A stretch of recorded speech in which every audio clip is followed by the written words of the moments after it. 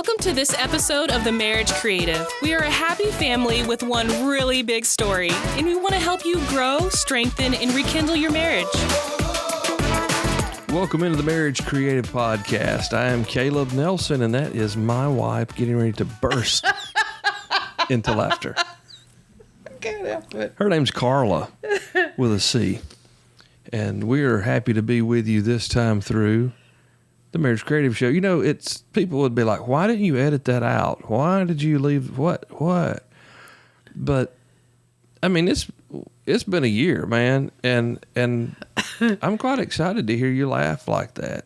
I mean, except when it's time to say prayers at night and you can't pray for the children because you're doing that or trying to do communion or something, but or even going to bed, sometimes you start with some of that mess. But with all of that said, it's looking even across the table from you, you look like you feel better, you look happier, and that's a really good feeling. Yeah, it is. So thank you for being here with us. This is the second episode of the second season of the Marriage Creative Podcast, and we are, as I said, happy to be here with you in the midst of a thunderstorm. Yeah, I was just going to say, as long as no ladybugs come and land on you, I might be able to get through this. So speaking of ladybugs, we've talked about that in the past. If you do hear any strange noises, it's not supper. We're actually finishing up a severe thunderstorm through our area. No damage or anything, but lots of thunder, lightning, heavy rain. So some of that may come during this recording. I don't know. But anyway, here we are. Hopefully it's passed by now. Yeah. So what's been happening this week? Well, you tell me. Well, I've done a couple of different calls with Ford Financial Group. Got some training this weekend with that I'm excited about.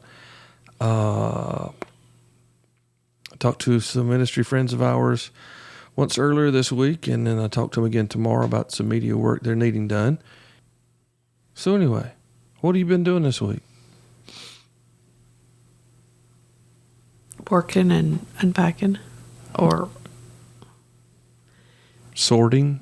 yeah, sorting, cleaning out. Yeah, I mean, that's went to the, what do you call that place? The thrift store with a trailer of stuff yesterday. Yeah, Like a whole trailer was full. spring cleaning It wasn't just like a little in January. back of the pickup truck venture. This was back of the truck plus the trailer being full. You hear that thunder? Yeah. Are you afraid? No, Me either. I was just asking if you heard it. Yeah, I'm not afraid. I didn't say you were. Power's on. We're good. And that runs on battery, so if everything else quits, we can just talk into it. Oh, great. Yeah, it'd sound awesome. 5 years ago next month, I quit my ham radio podcast. Can you believe that? No. Yeah, 5 years ago next month. Started working on like a reprisal, it's been 5 years, kind of a celebration thing.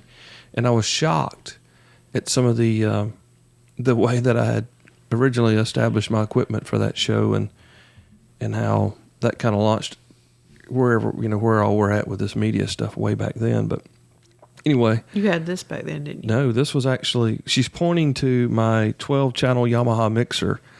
A podcast listener from in the Midwest, I remember Dave, that. Yeah, sent me this in the mail. I remember that. He bought it brand new and sent it to me. That was an amazing gift. He really liked my show. Shout out to Dave Ridkin. Yeah, I hope he's doing well. Now. I didn't even have a mixer to start with. Oh. And then I bought a little bitty mixer that's got like 2 channels in it. But this recorder we're using is the original recorder from all the way back in 14. So it's a Zoom HN1 or something like that. It's been around a while. Yeah, I recognize it. Yeah, thousands of hours of podcasting has gone through that one. Before you convinced me to found sit my picture today with Ken Blanchard and Dave Jackson when I helped keynote the Podfest in 2016 when we were all in Florida together. Oh, yeah. It was some good stuff, man. Where were we in Florida? It was Orlando. Yeah, Orlando. Yeah. So I've been at this a little while. Yeah, I was trying to think. Yeah, we did stay in Orlando. We did. We stayed in some big resort where we had Podfest. Yeah, that's right. And that's where we met Nick Snap, Miracles and Atheist. Check that out online. Nick's doing a big thing up in North Carolina. So, yeah, Dave Jackson's still doing School of Podcasting. Kim Blanchard is still a black man with a gun, my brother from another mother. And here we are. You finally on the microphone. Oh, man. Yeah. So we haven't really talked much. I mean, you got home from work.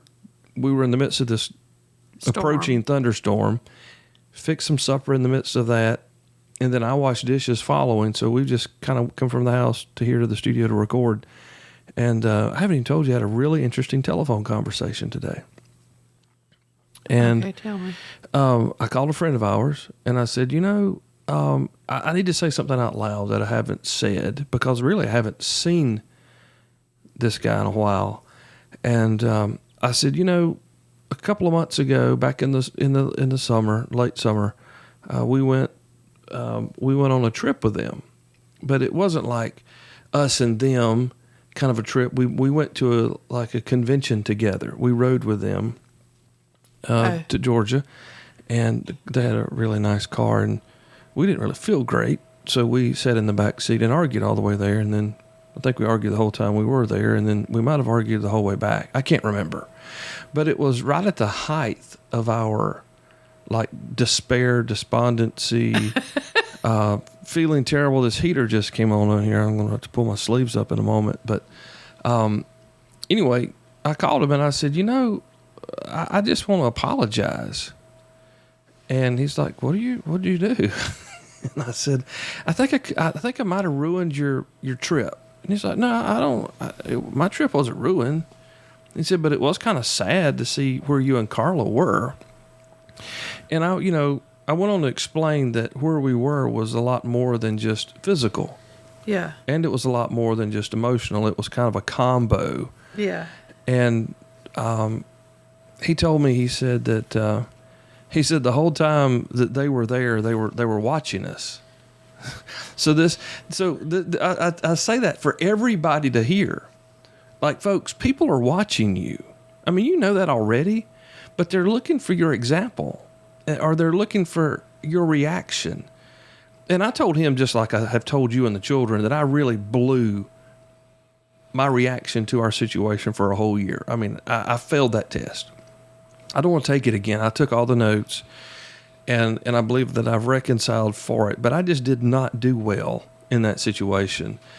And I apologized to him for whatever. And he was saying how at one point while we were down there, and there was probably 120, 130 people there, maybe that somewhere 150 people for the whole event that were like part of our group, not the other people who were there. Right. But he said at one point he saw us sitting on a bench talking with our backs to them, and they were walking up from somewhere. I didn't know this at all. And he said, we almost took a picture of you guys sitting there because we're like, oh yeah, they're getting along. Look, they're sitting together and they're conversing. They're probably getting past whatever this is. And he said, then Kel, you stood up and kind of stomped off with this look on your face. And we were like, no, we should have taken the picture.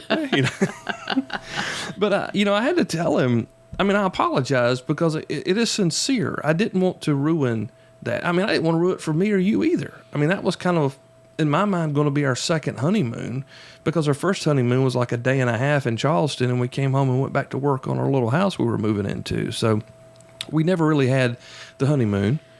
Well, we did, but I just wanted to come home early because I had not ever moved into our house. Mm-hmm. So to me, I was thinking, let's use this time that we have off to get settled. Yeah. And then here we were approaching our 24th anniversary this year. And I'm thinking, well, this could kind of be like a thing that could at least be fun, and we could be together. And when we were planning to go, back before we didn't feel good. And then all of a sudden the time gets here for us to go, and it's just like hell on earth, no fun for either of us or anybody in our house or our friends. If they're having to be around us, God bless them. So it was a good conversation. We had a really good conversation, and he was just he kept telling me how just broken-hearted he felt and she felt for us, because they were like, they know this stuff. They know about all of this agreement and how you have to be together to go forward and whatever. And he said it was just so blatant that it was not there. And he said the worst part is that we knew you knew how to get beyond where you were. He said, why did it take you so long? And I said, well, because it was emotional, it was spiritual, and it was physical. You know, like if you're just down emotionally, if you feel good physically, you can, drink some orange juice or something and get some energy, and you can go through the day a little easier. But when you got all these things where you're down in all those things, it's really powerful in the opposite way that you want it to be. And it just continues to pull and pull and pull you down. So I told him that in the end, I have like this 100,000 gallon tractor trailer full of empathy now for people that I never had before, because I had never experienced all these different things that I spent the last 12 months of my life experiencing.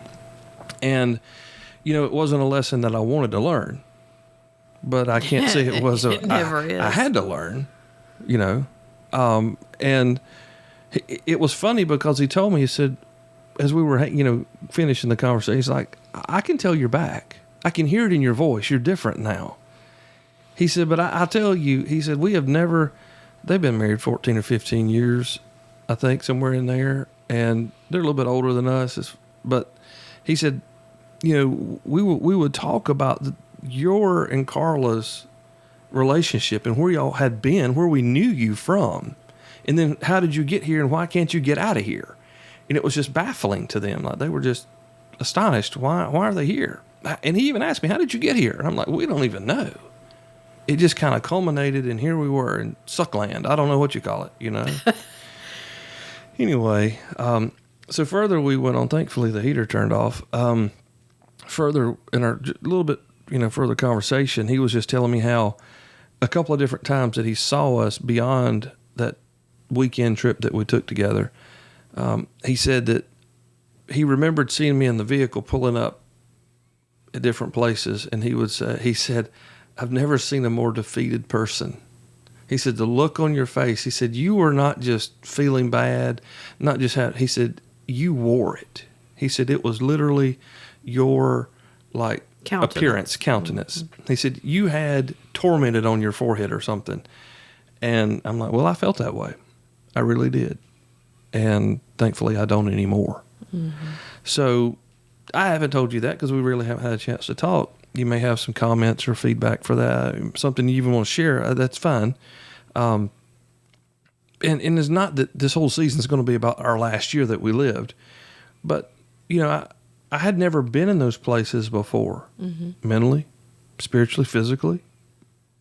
And I even said to you one day, it felt very familiar, mm-hmm. kind of like going through chemo. It was like a fog. Yeah. Like a dense fog around mm-hmm. you all the time. Mm-hmm. And, I even explained to him how I had that sensation in my body that I would wake up and I would have it all day, and then I'd go to sleep. And then I'd wake up the next morning and it was there again.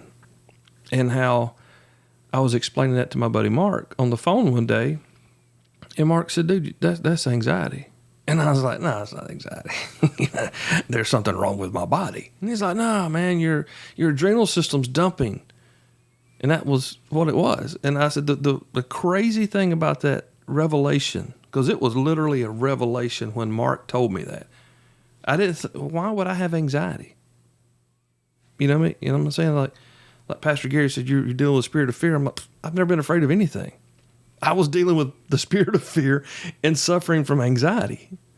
And Mark said, that's just your adrenal glands dumping in your gut, and that's why it pulls that weight on you. You feel that like a weight pulling your stomach, your guts down.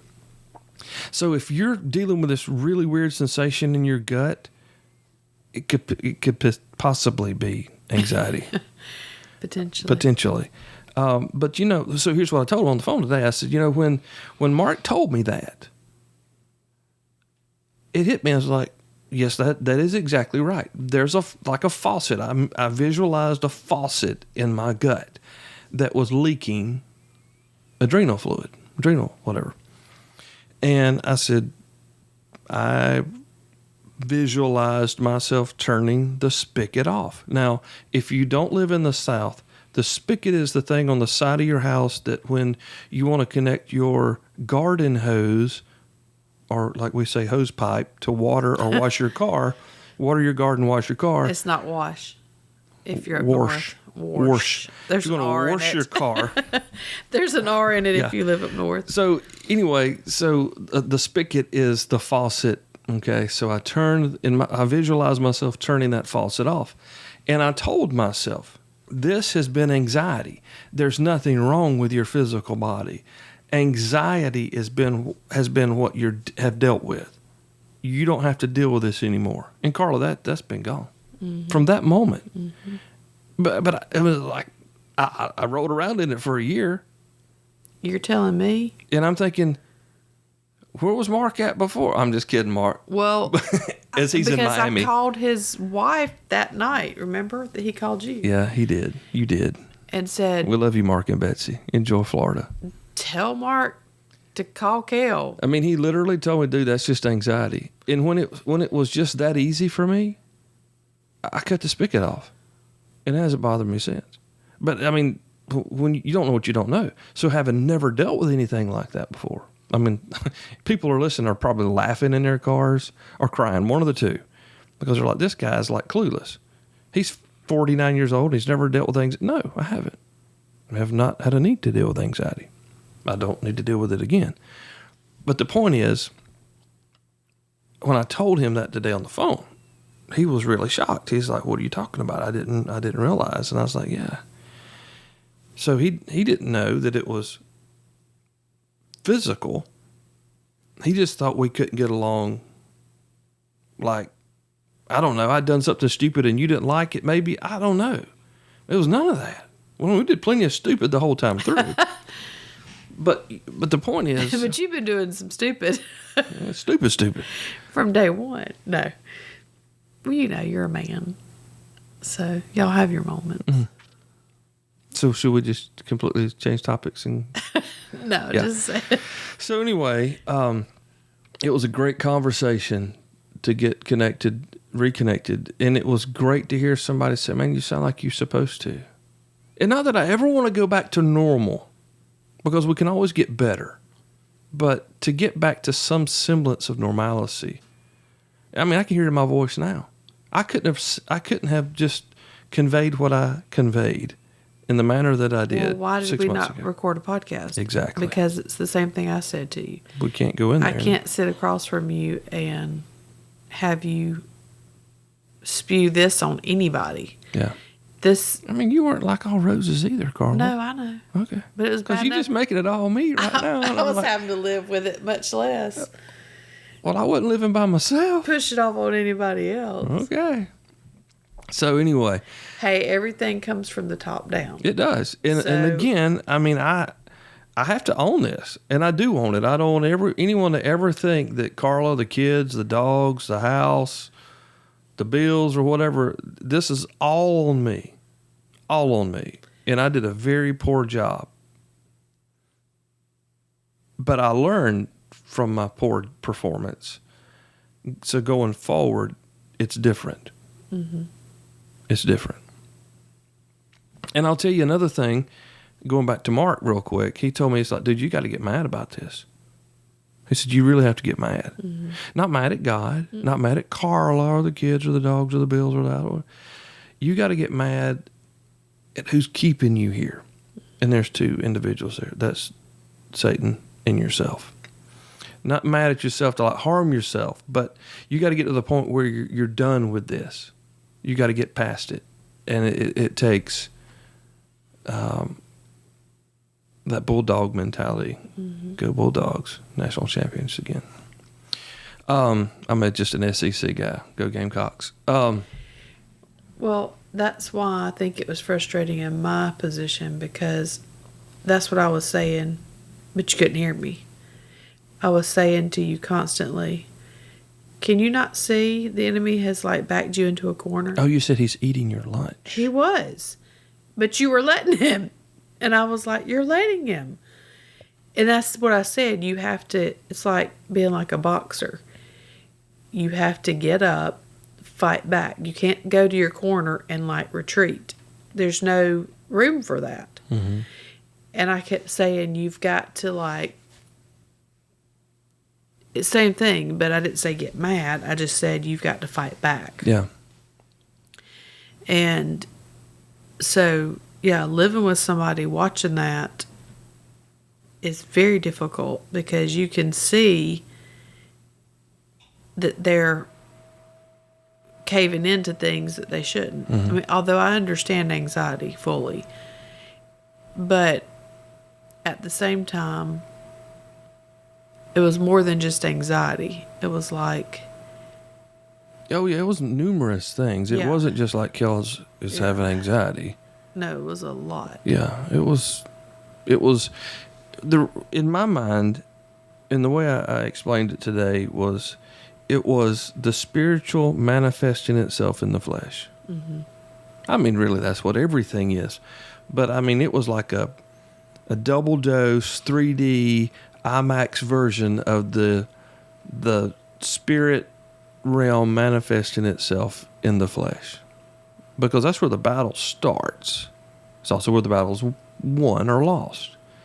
And I spent a lot of time on defense. But the simple little thing, cut the faucet off. You know, in the spirit, that just freaked a bunch of people out. That's what I saw myself doing. Mm-hmm. And that allowed me to begin to go on the offensive. Right. After I had my lunch money stolen for months. And I mean, I believe I even said one time, I feel like the devil's got me by the legs, hanging me upside down, emptying my pockets, shaking me by my feet. I mean, that's how it felt. I don't want to give him any credit. Please don't misunderstand me. I mean, I'm no fan of his at all. But I'm just trying to express at points throughout the journey how I felt. I don't really know a better way to say it. Mm-hmm. You know, I mean, I can tell you that something changed when we were on that trip, but it took a while to get it from the spirit into the flesh. Does that make any sense? Mm-hmm. There was a change in the spirit for me personally there, but I got in the way, really, is what happened, is I got in the way of it manifesting into the flesh, the healing, the correction, the getting over, whatever you call it. So anyway, that was my conversation earlier today. And I just thought I'd tell you and everybody else about it.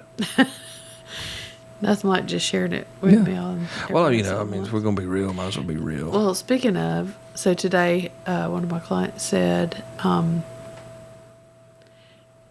I saw where,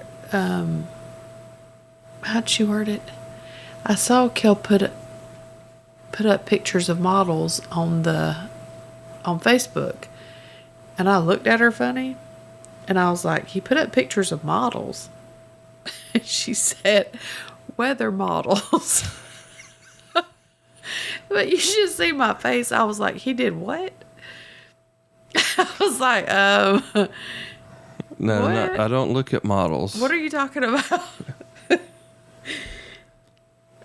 So yeah, I was just sharing the potential severe weather threat. So yeah, I said, well, that is funny. Most people don't call those models, but that's someone with education there.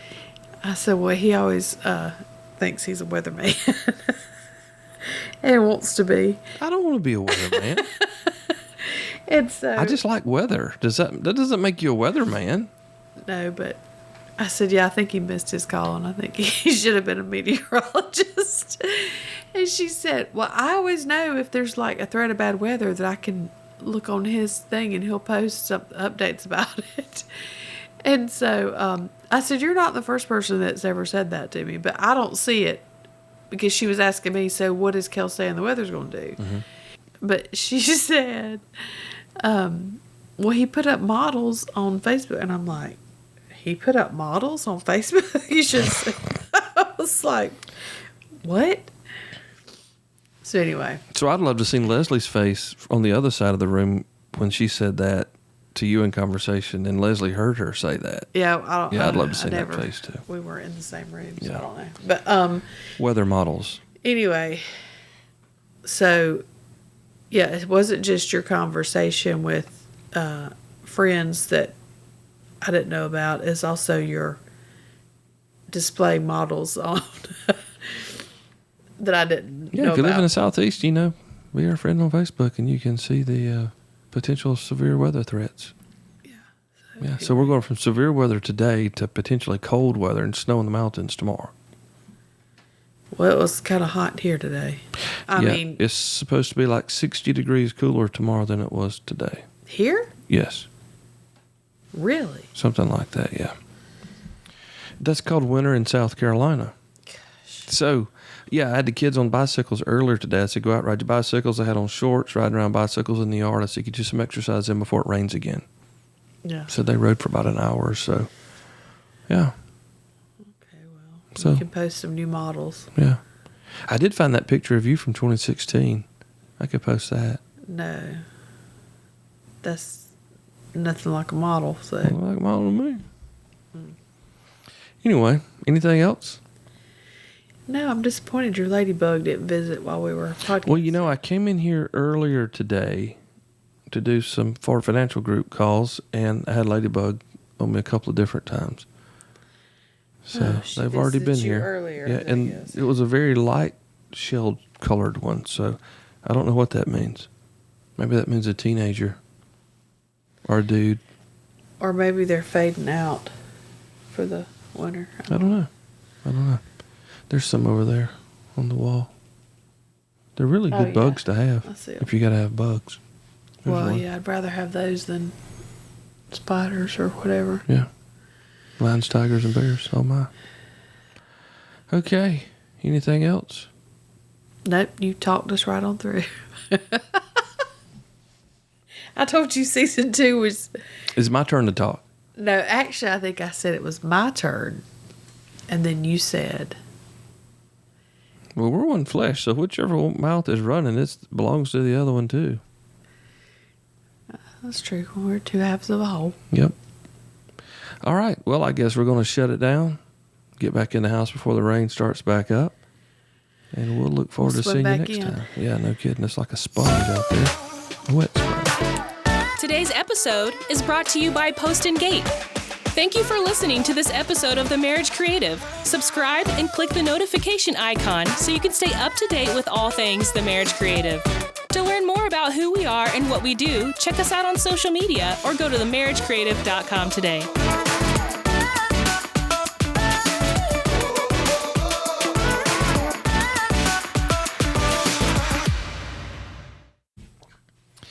That's what I thought. You was concerned about it or something. Well, I thought you were. All right. What's that big look for? Why'd you say all right? Okay.